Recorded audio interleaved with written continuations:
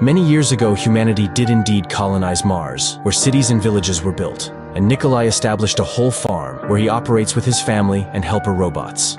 However, the grasping hands of the oligarchy reach even to the Red Planet.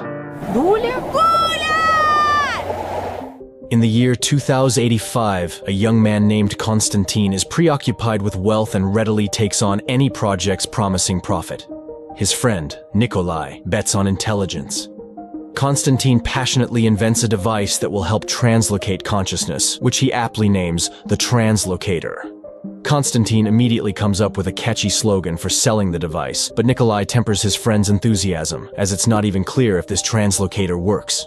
So, Konstantin promises to bring a rat for an experiment, but instead brings a man named Vitaly, who is willing to swap consciousness with a dog, as it could be a ticket back home. His wife loves dogs.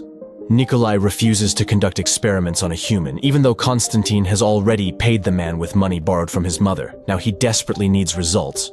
Therefore, Konstantin conducts the experiment himself. Nikolai arrives when the man is already convulsing inside the device's force field. He tries to turn off the device, but at that moment it shuts down on its own because the transference is complete. However, the test subject makes no sound, and the frightened men attempt to get confirmation of the experiment's success from the dog. But the dog remains silent, while Vitaly speaks up, signaling a failure. The two men react differently to the failure. Konstantin is ashamed that at the age of 25, he's still asking for money from his mother. Meanwhile, Nikolai suggests starting a company with the slogan, "A robot in every home," and producing affordable helpers for every citizen. And if that doesn't work out, he plans to buy land on Mars and establish a farm there. 15 years later, Nikolai enjoys family life on Mars and manages his robotic farm. He films reports about his farm, showcasing the dairy products he's obtained through hard work, and introduces his helpers, robots, Glasha, Stepan, and Valera. The sentient tractor, Mitya, gets upset with his forgetful owner, but Nikolai quickly rectifies the situation and waves at him. Nikolai also has a favorite hobby, breeding copters, which greatly annoys his wife Nadezhda, as he spends a lot of money on his pastime. After deflecting her complaints by claiming he's shooting a promotional video, Nikolai shows his subscribers a drink made from tea fungus and introduces his eldest daughter, Marina, who is not enthusiastic about farm life at all. And after that, Nikolai presents his younger daughter, Lyudmila, who is passionate about constructing cyber weather installations in the form of Russian birches. There are 4 such birches controlling the weather in the entire region, which the girl enthusiastically demonstrates to the audience. Afterwards, the guy settles into his cyber bread box and flies to the landfill, which is regularly replenished with waste from Earth. There, he accidentally finds a discarded but fully functional robot. His wife, Nadezhda, is angry with her husband for bringing all sorts of junk into the house. However, he plans to name the discovery Vova and integrate it into their household, to which accommodating Nadezhda reluctantly agrees, but she prefers to call the robot Vanya. In conclusion, Nikolai invites good people to come to Mars, build, develop, and enjoy life, a sentiment echoed by his entire family. However, while relaxing in the evening amidst the idyllic Russian natural landscape, Nadezhda has serious doubts that anyone will heed their call. Meanwhile, the CEO of a major corporation, Konstantin Baragozin, is indulging in some pool time while contemplating his portrait on the moon when he is informed about the arrival of shareholders. Irritated, he wonders why his assistant Pavel couldn't come up with some excuse. However, Pavel has already exhausted all the reasons Konstantin could use to decline the meeting. At that moment, a button pops off from the CEO's jacket, right in the hands of a robot, who is promptly discarded. Konstantin angrily insults the shareholders, who have just entered his office, and they begin to ask uncomfortable questions. Failing to provide clear answers, he is threatened with a change in leadership. He reminds them that Azhevsk Dynamics is his brainchild, and it was he who came up with the slogan about robots in every home. To this, they respond that the controlling stake of shares is in their hands. Konstantin urgently needs to come up with something positive, which he passes on to his assistant. Unable to think of anything better, Pavel announces the construction of a new factory on Mars. The shareholders like the idea, and Konstantin is given 1 month to execute it. In turn, he delegates the task of starting construction to Pavel. However, it turns out that the eccentric person who built the farm in the right location refuses to sell it for any amount of money. Konstantin orders that this stubborn person be shown to him and is surprised to see his childhood friend, Nikolai. Meanwhile, on Mars, a new day begins. Lyudmila sifts through the old remnants of her father's inventions and finds the translocator, but Nikolai brushes off her questions because they have a more interesting task at hand: activating the new robot. When turned on, it starts searching for a rag to perform the task of floor cleaning. At that moment, spaceships land on the farm, and from the largest one emerges a delegation led by Konstantin, who rushes to embrace his old friend. However, Nikolai isn't particularly thrilled with the guests. Konstantin is amazed by the abundance of goats, which have long been extinct on Earth. But Nikolai doesn't want to talk about his achievements because he's deeply resentful of Konstantin's underhanded takeover of their joint company. Konstantin suggests putting the past behind them and offers a huge sum of money, enough for Nikolai to settle anywhere, even on Jupiter's moon, Europa. For this suggestion, he immediately receives a punch in the face. Enraged, the director signals his assistant to read out a decree declaring the corporation as the owner of Mars, and the demolition of the farm buildings begins immediately. This is when Nadezhda steps into the fray, but Konstantin's henchmen grab the family and lock them in a hangar. Suddenly, the man realizes that the robot Vanya is missing and sees that it is still carrying out its task. Nikolai outwits the guards and escapes from the hangar, while Konstantin's assistant tries to persuade his boss to be more lenient, since evicting people from their homes is illegal. For this, he promptly loses his job. Meanwhile, Konstantin finds a sink and starts washing up, taking off his expensive jacket, which the robot Vanya promptly mistakes for a rag and adapts it to clean the floor. An infuriated Konstantin runs after the robot, but at that moment, the workers dismantle the farm's generators, and Nikolai, who has rushed into the barn, shoves his former friend, causing him to land precisely in the translocator chair. The device activates.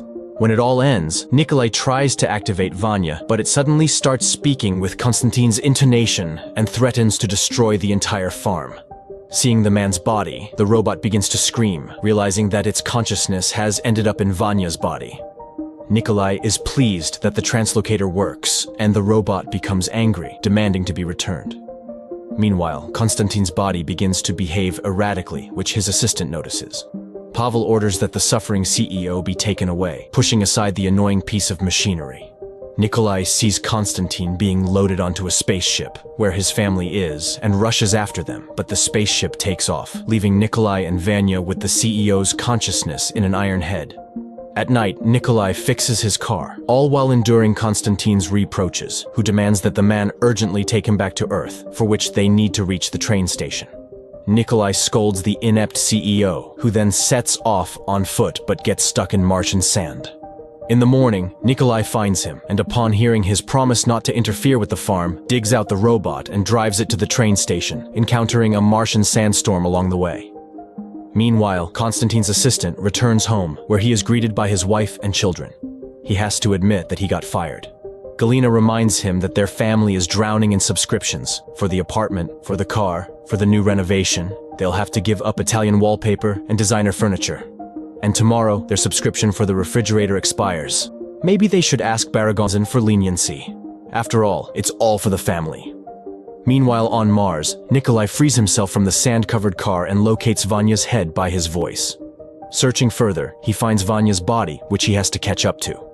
After assembling the robot, he digs out the car, and Vanya confesses that the train they're rushing to is the last one, because nobody should know about the construction of the new factory. Finally, the couple manages to pull out the car, but it refuses to start, so Nikolai forces Vanya to apologize to the supposedly offended car, laughing at the absurdity. After that, the car starts and speeds towards the train station. At the same time, Pavel arrives at the office and sees damaged robots, scattered belongings, and an incoherent CEO who makes him eat soap. He calls a doctor who gives a startling diagnosis. Baragonzin's memories and personality have been erased, and his level of development is that of a 1-year-old child. Meanwhile, Nikolai's car approaches the city of Marsyansk when an elderly woman flags them down, asking for a ride to the train station. The old lady takes a liking to Vanya, reminiscing about her own robot, Grishka. She had sold her land to Baragonzin's company, received a gift, and got a train ticket. Nikolai asks the old lady to share her thoughts about the oligarch, because he can convey people's opinions to him. The elderly lady begins to express her desires, which Vanya has to confirm. Finally, the group arrives at the train station. Nikolai says goodbye to the car and sends it home. The people and the robot then board an interorbital elevator and ascend to the platforms. However, there are no tickets left for the train to Earth. Nikolai tries to negotiate with the conductor when Vanya notices a ticket with the elderly fellow passenger. Meanwhile, on Earth, Galina seeks details about the incident from her husband. It turns out that Baragonzin won't start speaking and thinking somewhat normally for at least a year or two. She advises her husband not to tell anyone anything and to become the leader of the corporation and to raise a good person out of the former CEO. Pavel disagrees and the woman speaks and he pauses her. He works to fulfill all her wishes, but she's putting pressure on him. However, in reality, she's just a hologram, just like the children she made him subscribe to, even though they don't even resemble him. After expressing all his grievances, the man unpauses Galina, who, upon realizing that he had paused her, becomes furious with accusations, as he doesn't even understand what it's like. She's not doing it for herself, but wants to make him successful and wealthy. He deserves it, after all. Pavel asks her to reduce the vanilla quotes option, and the hologram complies with his wishes, but continues to pressure her husband. Meanwhile, Vanya brings a ticket to Nikolai, and the couple boards the train. But then, the man sees the elderly lady from earlier outside the window who can't find her ticket, and realizes where the robot got it. Vanya, pretending to be Konstantin, promises to send a shuttle for the old lady when they reach Earth, but Nikolai knows the true value of his promises. He demands that the robot apologize, return the ticket, and put the grandmother on the train. Vanya literally tosses the old lady into a moving car when the grandmother standing on the platform addresses them. It turns out that Vanya put a completely different grandmother in the car. Nikolai sends Vanya to catch up with the train and remove the wrong grandmother, while he helps the actual traveler catch up with the car. But the grandmother activates the rocket engine on her suitcase trolley and catches up with the train herself. The train departs. Vanya expresses everything he thinks about Nikolai's softness, which caused their separation in the first place. Then Nikolai switches Vanya to vacuum cleaner mode, and it starts cleaning the platform, threatening Nikolai with dire consequences when it returns to its body. Vanya finds a space mail ticket. Nikolai has an epiphany. The couple heads to the post office. At the same time, Pavel is getting ready to sleep in Baragozin's residence when Galina reminds him of certain options that were not available to them. Nikolai and Vanya set out on their journey to Earth in a postal box, but there's a mix-up at the sorting, and the package veers off course to Pluto. Meanwhile, Nikolai's family returns to Mars in a hacked rescue capsule, landing in the desert. They immediately spot their car passing by,